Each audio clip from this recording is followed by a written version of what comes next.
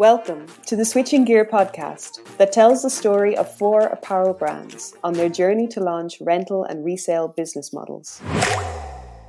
Up to 80% of new consumer product launches fail. While many failures provide excellent learning moments, we would prefer to avoid it whenever we can. But how? Having a good understanding of your target customers' pains and gains is a good place to start. Many apparel brands have an idea of who their customer is, but do they really know what drives them and what puts them off? Furthermore, do brands understand customer motivations beyond their existing customer journeys that focus on traditional sales? Probably not, or not yet at least. In this second episode of the Switching Gear podcast, we will dive deeper into the process of discovery and ideation. We will hear from our 4 brands as they reflect on what it was like to put themselves in their customers' shoes in order to generate fresh insights on their pains and their gains.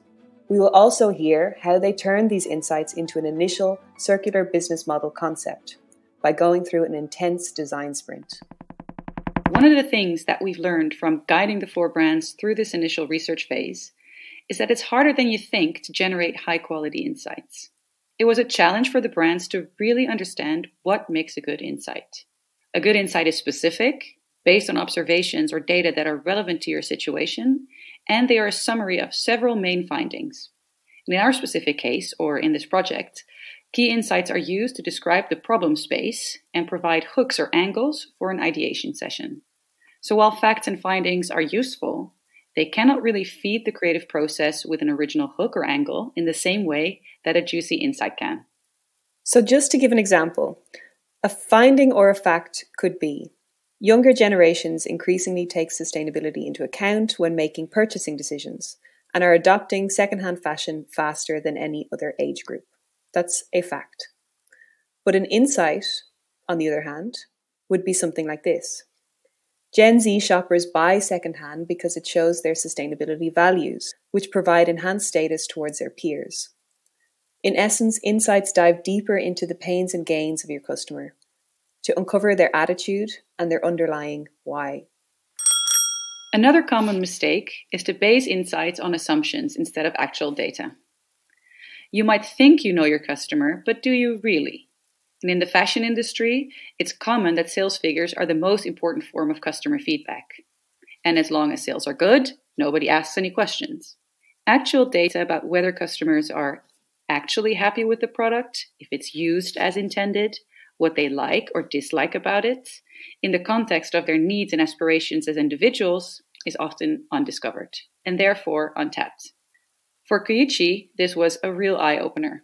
And it was really a new thing for them to reach out to their customer base and ask them questions about how they interact with Kuyichi products after sale. Normally, you don't think about what customers do after they buy your product because they already bought it. And the only time you get any feedback from them is when something is going wrong. So normally, yeah, of course, sometimes you have that perfect customer that sends you 5 years later, I repaired it all over and I just want this one again. Do you have it somewhere laying around? But that is really a customer that is really rare. You normally don't think about what people do with your products after they bought it. So you want to get insights into what is happening after that whole phase that we are part of. So that's I think the major question that we start off with. So really questioning, okay, how do people treat their clothing? How do they dispose it? How do they buy it? Do they buy secondhand or not? Why don't they buy secondhand, or why do they buy secondhand? These kind of questions are really important if you want to understand if resale is for your brand. Some brands like Asket have built their brand on product longevity, and because of this, they already have a better understanding of the use phase of their products. However, for them, exploring how customers deal with the process of eventual end of use and their attitudes towards resale and secondhand clothing was entirely new. We had a fair understanding of how our customers wear, use, wash, and care for their garments based on previous research. So we knew quite a bit about garment longevity and that we would have the potential to take back garments that are actually in a decent condition. but we knew very little about our customers' attitudes towards the end of life scenario of clothing. So I guess the biggest question marks were regarding our customers' attitudes towards sending back clothing. What do they do with clothing that they no longer use today? Do they give it to charity? Do they find recycling stations? Do they mend it? Do they sell it? If they sell it, do they sell it themselves on eBay or Craigslist, or do they hand it into secondhand platforms? And then further, we wanted to understand the reasons for sending back clothing in the first place, or the reasons for no longer using clothing. Is it because it's worn and torn? Is it because you've grown out of your size, because you're tired of the style? And these questions are, of course, and the answer is very specific to Asket also, because we have a certain set of garments. So trying to gauge the reason for no longer using a garment, what customers would do with garments when they no longer use them, and then trying to assess the barriers or the key drivers and motivators to dispose of clothing in a different way than just throwing it in the trash bin. So, how convenient would a take-back service need to be? How rewarding would it need to be? Would the reward need to be monetary, or could it be more value-based, knowing, that we would do something good with it? So really gauging the supply side of a resale platform, basically. Similarly, Lindex wanted to understand their customers' attitudes towards secondhand. But in their case, they also wanted to have a more nuanced insight into a specific target group, parents. And this was because they had selected a specific product group, kids' outerwear, as an area to pilot their resale. They actually found out a very surprising and useful insight. What we found out was that there seemed to be quite a large problem with actually storing kids' outerwear. I mean, during the season where you don't wear the winter jacket or whatever, you have to put them somewhere. And that part, that wardrobe issue was something a bit new to us. And as a parent, of course, you can relate to that yourself, but it was interesting to find that specific part to be such a big issue for many people. And you move around the kids' outerwear between different wardrobes, and maybe you store them in a different place, and then it's spring, you have to put them back in the wardrobe, and when you bring them out again in the autumn, they're outgrown and you have to buy new. So that was an interesting part where we started to work and think about how can we help? I mean, that's a specific need. And many times the customers actually have their own solutions. Of course, there are a lot of ways to sell or give away used kids' outerwear. But how can Lindex take a part in that and help our customers in that specific part of the customer journey? Launching a rental or resale model will likely attract other target groups aside from your existing customer base. For most brands, this is also the reason that they enter into the space. In the case of resale, your existing customers will be your resellers. However, for several of our brands, it became clear that the reseller is not necessarily the buyer of the secondhand product. At the same time, we wanted to gauge, what's the interest in also buying. So it was understanding both the seller and the buyer, and seeing, at first at least, within our customer base, do we have a customer here already that is interested in this, or is it something we would have to go and find elsewhere? And that was also a big part of figuring out in the beginning. For Kuyichi, it became clear that for them the buyer is not the seller, and not even close. While their new denim products are essentials and basics that never go out of stock, their resale items will mostly be upcycled, unique pieces with a story. And with these products, these secondhand products, they aim to attract a younger crowd to the brand. That's still fluctuating, I must say, what kind of customer we're targeting there. But our main focus is really to get the new generation on board as well. So our denim right now is overall pretty basic, it's not really standing out pieces a lot there. So it's really more, we are the garderobe essentials.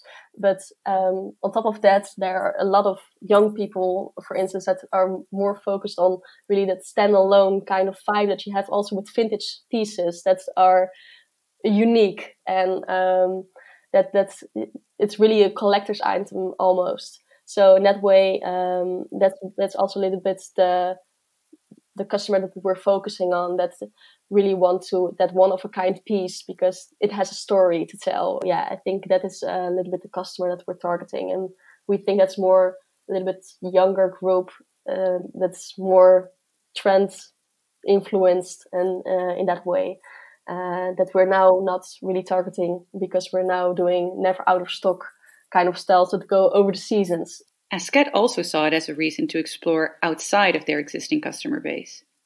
Looking at people that follow or are engaged with their brand through social media, for example, but have never actually bought an item. It's still very possible that it's a customer that we have as a follower, as someone who might like what we do, but either they feel that we're out of their price range, or maybe it's someone who prefers to buy secondhand for sustainability reasons. So someone who we haven't converted, which means they were not in the sample that we asked questions to. And I think that's where we're looking now more, hoping that we won't have to go out and create or acquire entirely new audience, but just this is a complementary offering. Lindex, on the other hand, feels that even though they aim to attract new customers with their resale model, they believe that this customer persona is already represented in their existing customer base. And so a dialogue with their existing customers would give them all the insights that they needed. It might be that this type of concept could attract more new targets. But I think since we are such a big, we have not seen that effect yet. And now we have been targeting, we have been communicating in our own channels, and we have been having this dialogue in our own stores and so forth. So I think right now what we can see, this is a potential in our current customers' behavior. This is something we can help our current customers with. So did the brands have any other relevant insights? Yes, for sure. They all got a lot of other relevant input that helped guide the ideation of the initial concept. For example, Lindex, they found that since their focus is on kids' outerwear, timing for them is very important with regards to having a well-timed communication and planning the take-back moment, and also planning the actual resale itself. Of course, autumn is one very important part of the year for to making this work, to be there and to help the customers in those critical weeks of the year when you have to bring out those outerwear, and you maybe have to invest in new ones, and you want to avoid the thing that the customers has to store the outgrown outerwear. They should just bring them to the store and buy new ones, or potentially secondhand clothes, and so they don't have that. You take away that painful moment in the customer journey. What we saw with ETP, who create workwear, and they're of course work mainly B2B, a big insight was that actually the end user's experience and behavior, which of course in this instance is the actual employee, is key to the success of the new business model. So this insight was important input for the design sprint, as they needed to actually explicitly think about the pains and gains of the people that are actually wearing and interacting with the uniform and the workwear. Something that did come out of the first research that we did was that it is very important within the whole journey that we have the main customer, but of course it's all about the wearers. So the employees of our customer that are wearing our garments, and those people are actually the most important people to convince, and they have to take part in the whole new business model, of course. And somehow they don't have a choice, because if the customer says we're going to do it like this, then the wearers just have to do it. But it's very important to give them the positive feeling. And that's something we are still thinking about at this point, to see how can you reward the employees. So we are still figuring out a very good rewarding system to make sure that the whole durability part of the project is also fun for them. And for Asket, it was that they were confronted with the reality that their customers might not be as interested as they had hoped or expected, mainly because their customer was already using their product super consciously. I think, one main insight that was also a bit surprising to us was the generally low interest from the customer. So I think when we started this, we were super excited about it, and we really see why this is good. And I think we naively thought that our customers would be as excited. But already here we could see that, there was some questions around why is this better than what I already do if I'm giving it, donating it, or selling it through, some third-party site or whatnot. Why should I take the extra effort of sending it back to you? And also a very normal response we got was, well, I buy Asket clothing new and I use it until there's nothing left of it. And that's what we intend.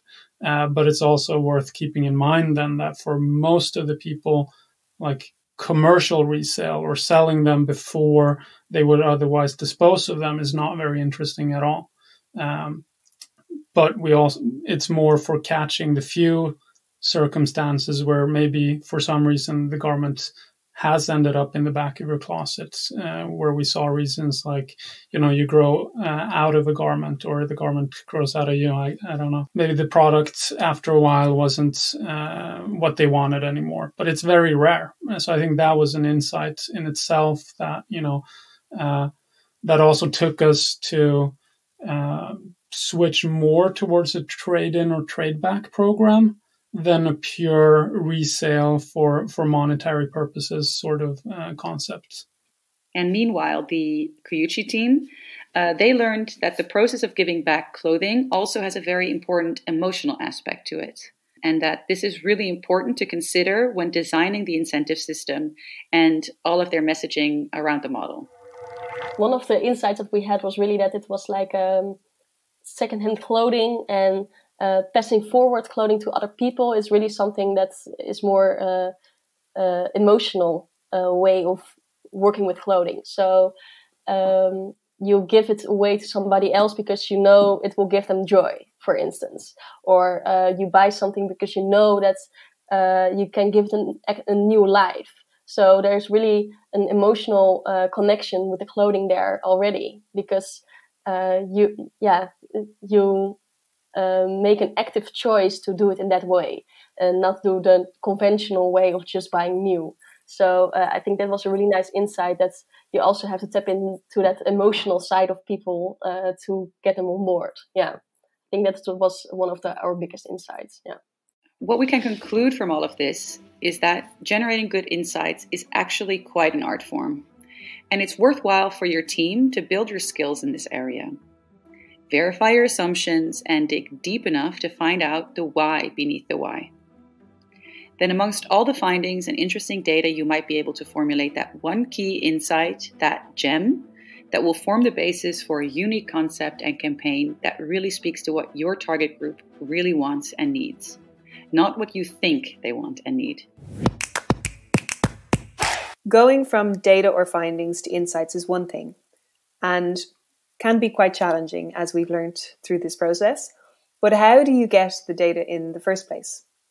Desk research is a great way to find out about market conditions, to check out best practice, or maybe learn about customer attitudes overall. But how do you get good data about your customers or new target groups on this very specific topic? How did our brands tackle that? Well, all our brands tackled this step by doing some form of survey in combination with some in-depth interviews. For some, the sample size was quite modest, as was the case for Kuyichi, who from their reports understood that their customer base is actually very diverse. I personally did some reading into your amazing folder of information. And besides that, we started a little customer questionnaire. So we had some talks with some Kuyichi consumers and to see what kind of behavior they have around clothing. Not only Kuyichi clothing, but clothing in general. So we started to ask them these questions that we had. And from that, you get a super diverse kind of answer. Like one is really like a denim head that just collects clothing, like really nice denim. So he had like an old Kuyichi that was unworn and an unworn Kuyichi, and then he had one that he had worn, so he could see the difference, for instance. So he really had his own denim archive, which I think is amazing that you have this value for your clothing. So it was really good to see these different kinds of customers and what their behavior is around clothing. Asket also did a survey, followed by interviews, but with a slightly bigger sample. So as former marketing students and marketing research students, we developed a huge battery of questions and designed a big survey. And fortunately, we have super engaged customers, which we time on time can rely on for feedback and insights, both in terms of clothing, products, service levels, etc., but also to develop new concepts. So I think we surveyed 2,000 customers that had clothing for at least 2 years minimum, and asked them to answer an online survey for us, and we're able to gather quite a bit of data on that. Lindex also took this approach of doing a survey and interviews, and they even iterated on it, which is really ideal. For Lindex, getting the data was not a hard thing to do, as they do this more often, and they even have a dedicated customer panel of about 1,000 customers in place that they could easily tap into, which is great. Where we have about 1,000 customers engaged in a dialogue with us, where we actually present different types of topics and aspects, and we present them IDs, and we get a first type of feedback. So that was where we started. And then we also added in-depth interviews. So our customer researcher and service designer performed those interviews, and to get a deeper understanding, because you can't get that just by a questionnaire. So you have to talk to people to understand why they think, why they act in a certain way. And then we also added a quantitative questionnaire through our customer panel and reached out to more parents to get the understanding of their behavior and verify a couple of those hypotheses that we have found in the first qualitative phase. So that's the way we approached it. So actually the brands were quite aligned in their approach. And for any brand that is going to do this research, we actually also advise to follow their lead and do a survey as well as in-depth interviews. Yeah, ideally you want to have both. You want to have the opportunity to ask your customers about, the why behind the why, but you also want to make sure that you're not basing all of your insights on only a few individual claims.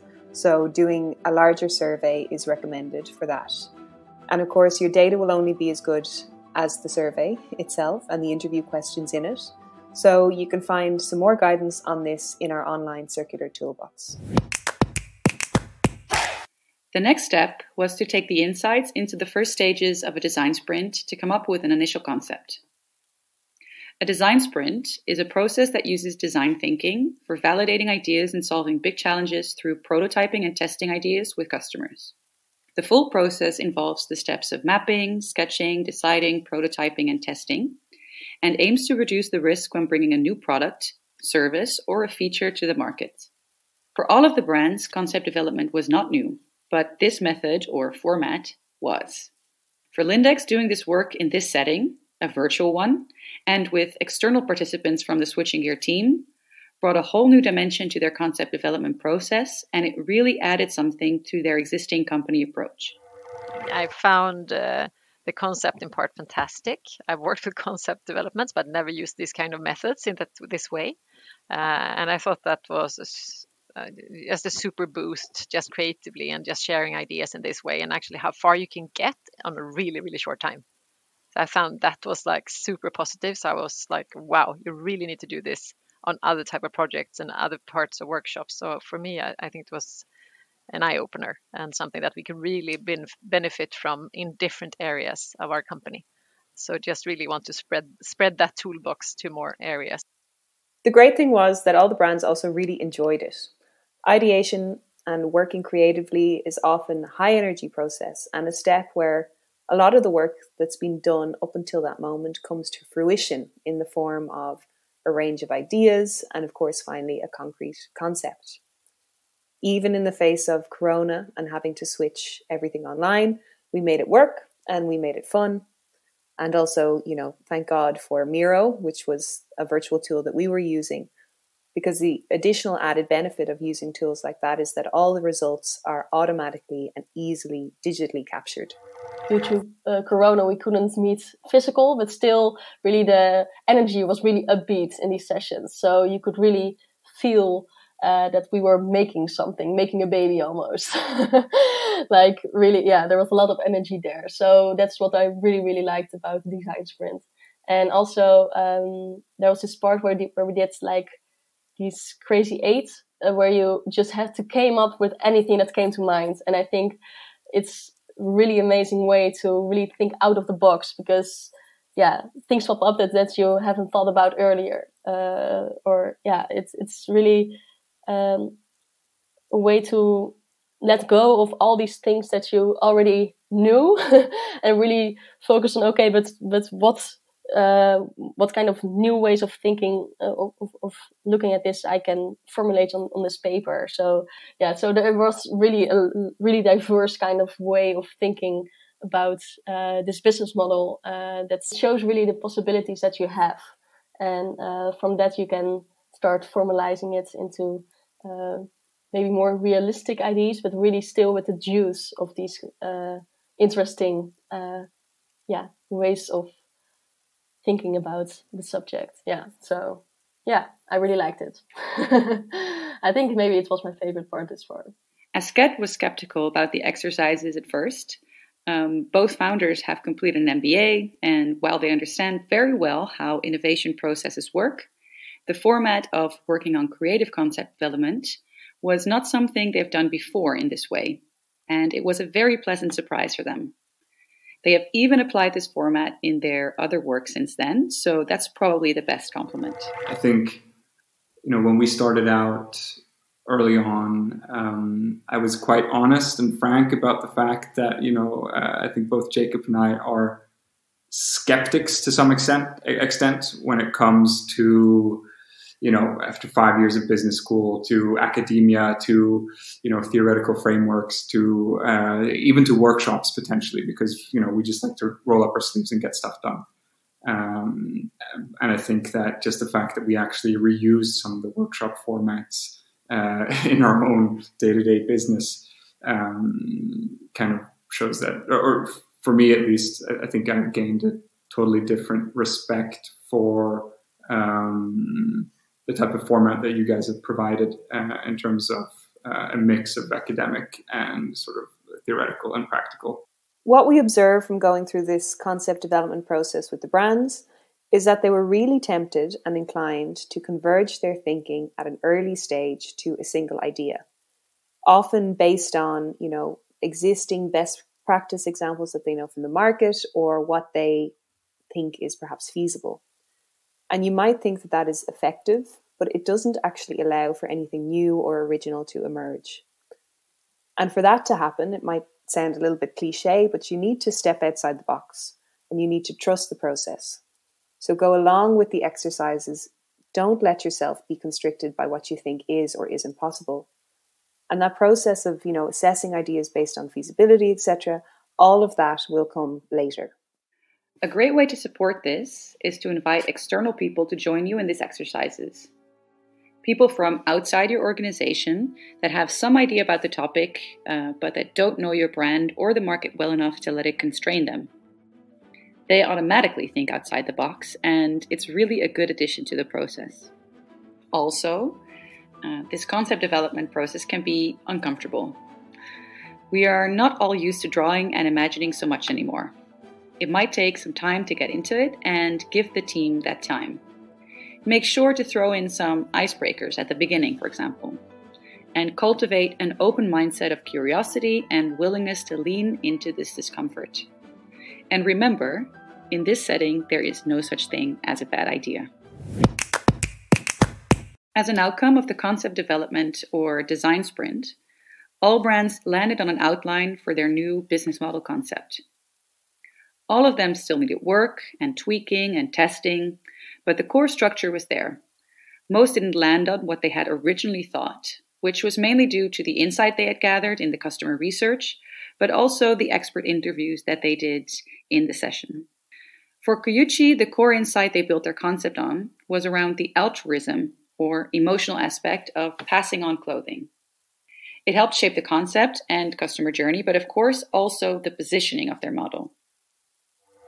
Also, I think I'm really proud that we really could tap into the customer and find that aha moment that people want to feel this emotional connection to a resale model. So that little hook that we found, that I think that is really something that shifted this whole project in the way that we think about resale and the way we think about how we need to construct this business model.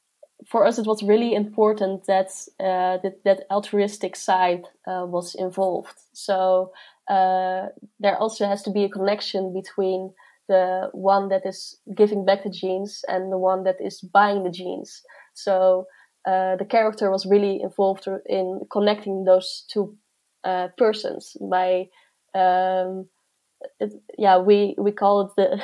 Actually, you came up with it, Gwen, the next generation jeans. So that's, you are aware that when you buy a jeans, that you actually know that this jeans will get a second life after me. So in that way, already bring the consciousness to these people that are buying the jeans, that they know that there's a second life for this jeans after they have worn it. Asket learned that a commercial resale platform is probably not the best fit for their brand and their customer base. And so instead, they landed on a concept with a stronger focus on give back.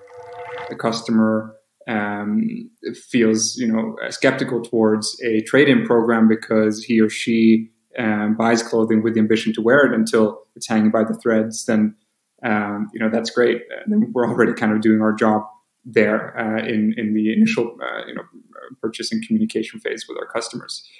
But then you kind of also need to pivot and see, okay, what are the other goals that we had? It's also about reconnecting with our customers at the end of the journey of a garment.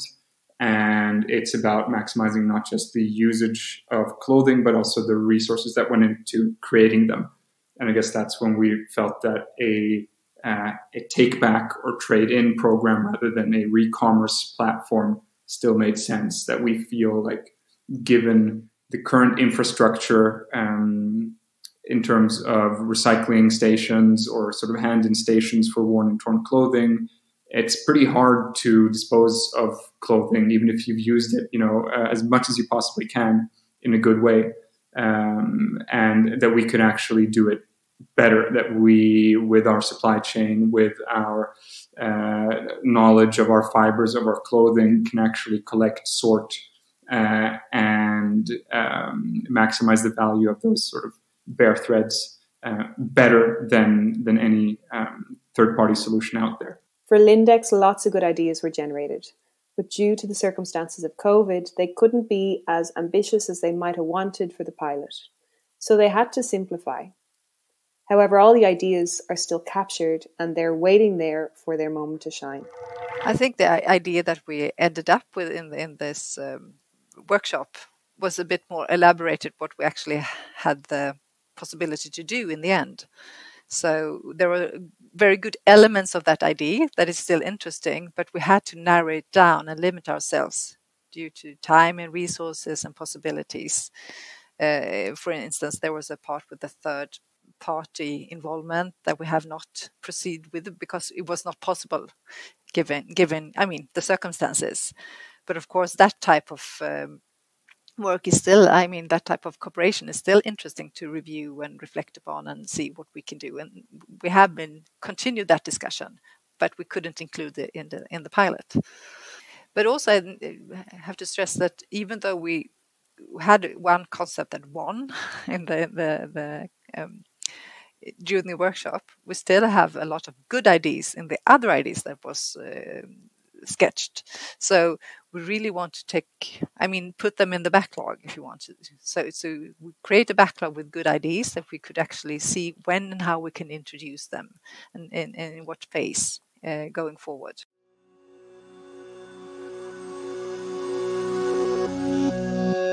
I think what was striking to see was that the brands also stayed very true to their brand identity.